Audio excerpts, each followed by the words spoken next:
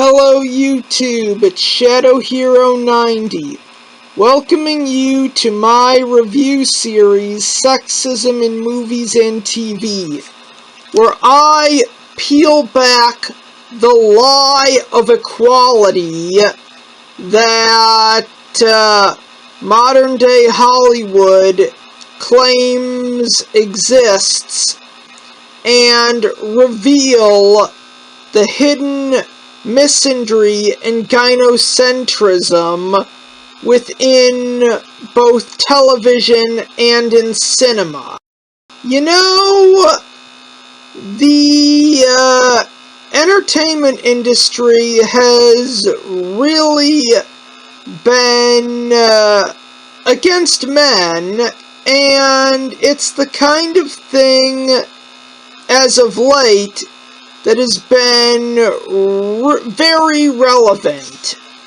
As in, I've kind of been bashing Hollywood for things that people are now just criticizing certain franchises for. I've even spoken to some fans directly who actually have ended up admitting that I was right about certain characters being horrid and awful. And those are just some of the reasons as to why I do this show and why this series is a good thing. Another reason as to why I do this series is the fact that there are no good role models for young men and little boys on American TV. They have all vanished. The terrible role models, yeah, they're there in spades. But the good role models, not so much. They're either being taken off the air, restricted to anime, or moved to Adult Swim. Where, on the other hand, the amount of good role models for girls is also lagging when it comes to American TV, while our good role models for girls, they, for the most part, are restricted to anime. While on the other hand, there's no shortage of bad role models for girls. Truth be told, I would not be surprised if a lot of the people who write this garbage actually want young girls to grow up to be complete assholes, because they are given no good role models. I know a lot of these clowns say it's in the name of progress, and with the example being set by a lot of these characters, little girls in the real world are going to progress in the area of being toxic bitches. I've talked to people on this matter, and I have heard a lot of other people on YouTube bring this up, and they agree with me for the most part. So, those are actually two really good reasons as to why I do this show. And why, when it comes to television, more specifically American television. We need a men's rights revolution. Hey, in this episode, I will be beating the crap out of Adam Ruins Everything once again. And believe me when I say, this gynocentric idiot is just as sexist as ever. The episode starts off with Adam, along with his latest strawman, or in this case, strawboy, in a virtual environment. This clown wants to say they're inside a video game, but yeah, there are computer games and mobile games mentioned. So, yeah, I'm just gonna say it. This clown doesn't know what he's talking about. Throughout the skit, Adam lectures this little boy on the history of video games, which is why they're sexist, while also denying him any right to play his video game, and well, not only getting things wrong, but this kid is constantly put through painful slapstick as a joke. One Pong, the straw boy asks about the dot's biological sex and gets smacked around by the two paddles as a form of physical comedy. And this circus clown says that Pong and other games, well, console games before Nintendo, were marketed at the entire family. Game 2, Pac-Man. And here's the thing. Pac-Man was originally designed to appeal to women, which is why, well, when they did another game, they did Miss Pac-Man, and surprisingly enough, the straw boy gets the shit beaten out of him. He's not even allowed to be an intimidating antagonist. He's basically just a cock. Nothing but an unthreatening wimp for this modern 80s career woman to wolf down and be dominated and humbled. Then, Adam, being the complete moron that he is, actually tries to throw King's Quest, a computer game, into the mix. No, this is not a video game, you pixelated moron. It's a computer game. Take it from an expert, there's a difference. And this kid just wants to go back to playing video games, but no, since he's on Adam Ruins Everything, he needs to hear a lecture about the history of video games and why they're sexist. Even though it's coming from a moron who probably wouldn't be able to tell a Nintendo console from an iPhone.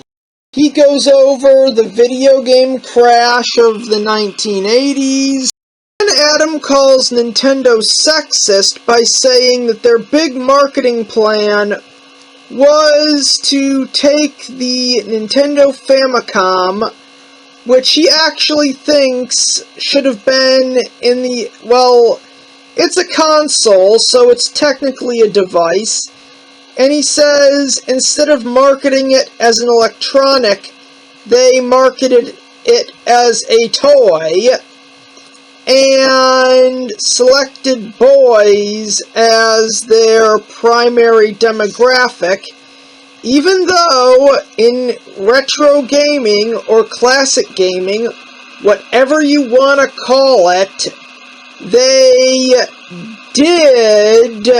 there were female characters you could play as. Then he bashes the marketing of Legend of Zelda. Then this girl hits a button on her phone and brings Adam into the real world, along with his strawboy. Then Adam gives a lecture to this boy, literally taking the side of his sister, who has no point, and this boy goes on a rampage and destroys the living room. Continues to go on a tirade about how these games are sexist for existing, and accuses incels of gatekeeping video games. Then he lumps mobile games in with video games, because he's an idiot. Okay, I really don't think I need to say that video game addiction is genuinely not a good thing. Well, we now have video game addiction lawsuits and video game addiction lawyers. That in itself should be living proof that this is not a good thing and is certainly not at all funny. It's not really something you should joke about. And in all fairness, that's because addiction in general is not funny. Making cracks like this is really no different than making cracks about alcoholism or drug addiction or addiction to things as simple as food and sex. It's the type of thing that can ruin your life, and it's not something to be taken lightly. And for the record, when the boy and Adam come into the real world, we find out that he is African American. And that's something I want you to remember for later. You know it's good when I have to say that. Although not being mentioned once in the video directly, except for a somewhat subliminal allusion to the archetype, the whole damsel in distress thing is kind of the elephant in the room. Well, Lies TV's personal idiot was on his big attack on how video games are marketed. He went after the marketing for Legend of Zelda. For the longest time, Princess Zelda had been Nintendo's number 2 damsel in distress in terms of franchises, second only to Princess Peach herself. Since the idiot made an allusion to this concept, I am going to speak my mind about it. Every man-hating jackass on the internet really hates this archetype, and in all fairness, they call it sexist, but to be frank, it's not. Look at her, look at him. If it wasn't him if Bowser wasn't trying to force Peach to marry to marry him and just wanted her kingdom, I'm pretty sure he could just end her life with one simple action. It's not sexist at all that she needs Mario to save her. But that is a topic for another video. Now, Adam Ruins Everything is an insanely liberal show. And you'd think they'd want to give the best possible portrayal to minorities as humanly possible. This circus clown goes out of his way to make white men look bad, and his show is meant for social justice warriors, so you'd think there's no way he would portray anyone from a minority group in a bad light, but that is where you would be wrong. Despite trying to villainize white people, more specifically white men, at every chance he gets, when Adam and his strawboy are brought into the real world, we find out that the strawboy is black. And this idiot, a white man, basically lectures this little black boy about how about how video game developers are trying to gatekeep their products, and worst of all, it's causing this boy to be mean to his sister. Then the straw boy goes on a tirade like a wild animal and completely wrecks the house in a fit of berserker rage over a video game. Do you have any idea how racist this comes across? And it actually paints Adam here as a fucking hypocrite, because he is. Adam is a complete hypocrite and a moron based on this scene alone. He takes the side of the sister, which causes his straw boy to go on a rampage like either a deranged lunatic or a feral animal, depending on how you want to interpret this scene. Goes on a rampage throughout the house, smashing things, and his sister acknowledges that this happens a lot, and Adam doesn't really have much of a reaction because he can't react negatively to a girl of color. As a liberal jackass who will call anyone who disagrees with him racist at the drop of a hat, this actually kind of portrays him as racist. He's portraying this young African American as an absolute psycho. One racist and hypocritical portrayal aside, I'd like to move on to my next topic. Gatekeeping. Something that the left is really fond of, to an extent that they truly believe that they're the only ones allowed to do it.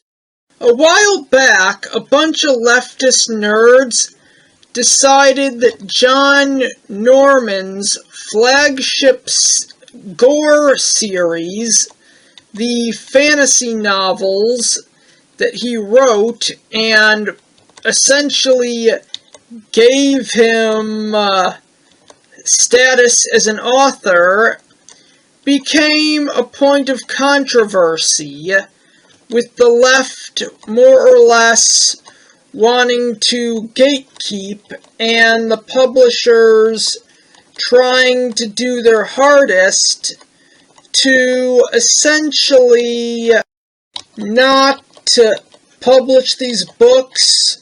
Either that or not allow these books to be available. I don't really remember what it was. It was more or less something along that line. Now, this was hypocritically done on the idea that these books are sexist.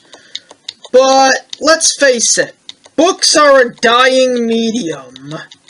Only losers read them for fun, and it's clear that that the losers were trying to gatekeep them. The only thing I get from this art is barbarian. Nothing in this implies any form of sexism. And here's the hypocritical thing. This is somehow sexist, but the dumbass dad trope is somehow acceptable. And speaking of sexist stereotypes, that's kind of the only thing that this skit is. The fact that, I mean, there are tons of women who actually do play video games. The idea that only boys play video games is in itself a sexist stereotype. So you can add a double amount of hypocrisy for Adam here. Episode, he's being twice the hypocrite, and implying that this boy is gatekeeping, and this is kind of how the left interprets the concept of gatekeeping. When someone else does it, it's a horrible crime, akin to censorship. But when they do it, it's okay. Morons like Adam here are completely okay with this sort of thing when it suits their narrative. But the minute that it's not, and here's the thing, no one was saying women couldn't play video games. Well, that would be, well, because of the horrible stereotype, these idiots think that these boys are basically, gatekeeping, which they're not. Regardless of what happened with the Gore novels or that controversy probably 5 to 8 years ago, if the same thing happened to The Handmaid's Tale, everyone on the left would just be having a complete mental breakdown. Girls want to play video games, let them play video games. If people want to read the Gore novels, let them do so. The publisher should be completely open to it. I mean, they're kind of the people who publish a dying medium. If people were more interested in their books, that just means they'd make more money. They actually did make Gore into a movie, so you know there has to be a fan base out there. This is the kind of thing that would probably work really well if it got a reboot, and those idiots on the left had no say in the matter. Everyone in production would be a fan of the Gore novels. Okay, while Adam more or less tells his strawboy that what he's doing is wrong, and that the video game industry is essentially being self-destructive by allowing him to gatekeep video games, which, for the record, we never see. We never see this boy tell his sister she can't play video games because, well, I don't know why. Because Adam is a moron. I guess that's the best answer you're gonna get. So anyways, the thing is, we kinda need to see it, and we don't. And when he both metaphorically and literally takes his side, he gives this kid this stupid lecture about how the video game industry is self-destructive. It's throwing away opportunities, and he says, worst of all, it's mean to your sister. Okay, there's a lot of things this kid could do than be mean to his sister.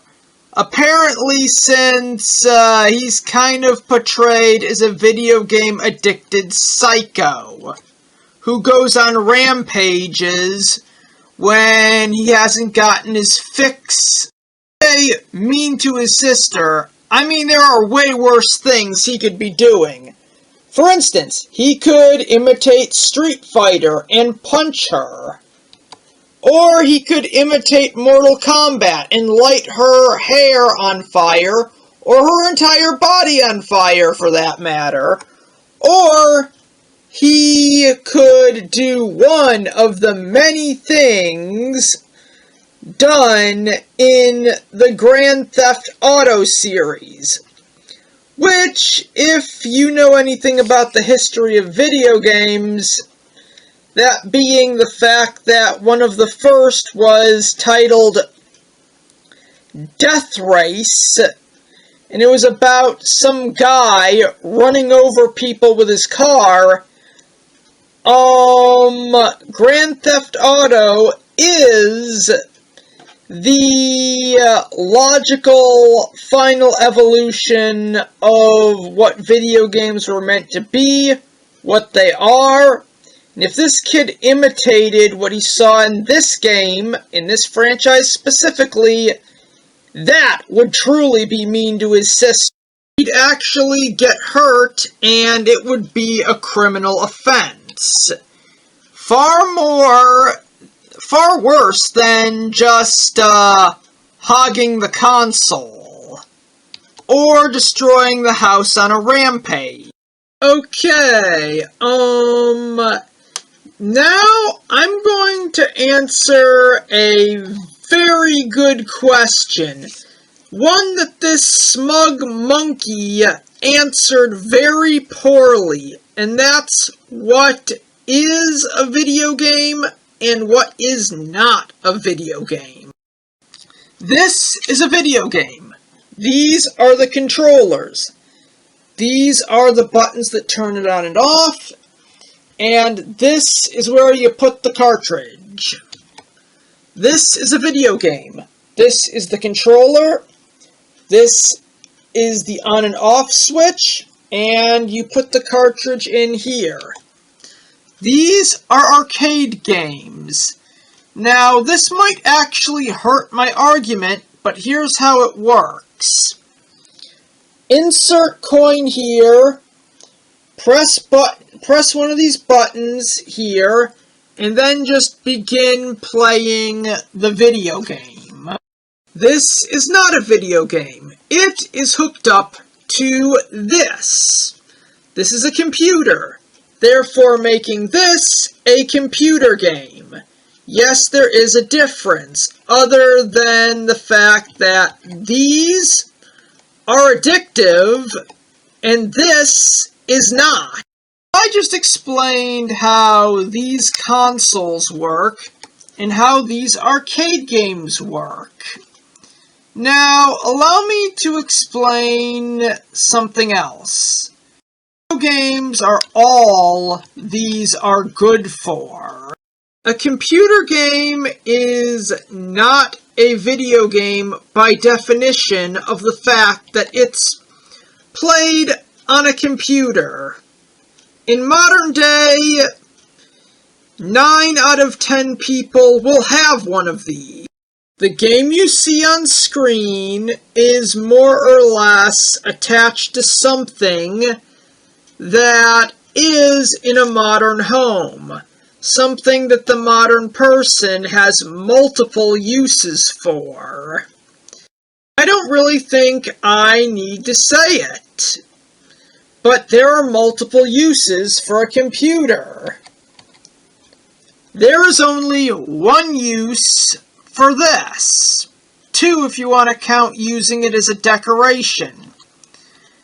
Or 3 if you want to count a doorstop. 4 if you want to throw in using it as a paperweight. But these things were only designed to play video games. They weren't designed to be decorations, paperweights, or doorstops. Now, I'm sure there will be a lot of idiots in the comments saying computer games and video games are the exact same thing. Like I just said, a computer game is a game played on a computer. Computers have multiple uses. And the idea that computer games and video games are identical is an extremely common misconception. World of Warcraft is the exception to the rule, and its addictive quality actually was more or less an accident on the part of the programmers, as it was more or less of the world being so expansive. And I think due to the in-game world possibly changing, or something like if you stop playing for a certain amount of time, your character could be killed by another in-game character. And that was basically just an accident on the part of the programmers. World of Warcraft probably shouldn't have thrown that feature in, and if they didn't include it, it more or less, there wouldn't be an exception to the rule. I just debunked a common misconception about computer games. Something that this Smug Monkeys TV show was essentially built around. I'm going to be ending this review by saying that as hard as it is to believe, Adam Ruins Everything was created, well, with the premise that this idiot would be debunking common misconceptions. You see him wearing this Boy Scout badge with all these badges on things that this moron is supposed to be an expert on. He's supposed to know these things. And he's constantly getting all sorts of facts wrong.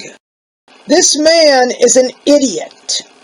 And if you take anything he says seriously, or even listen to him, or follow his advice, then you're an even bigger idiot.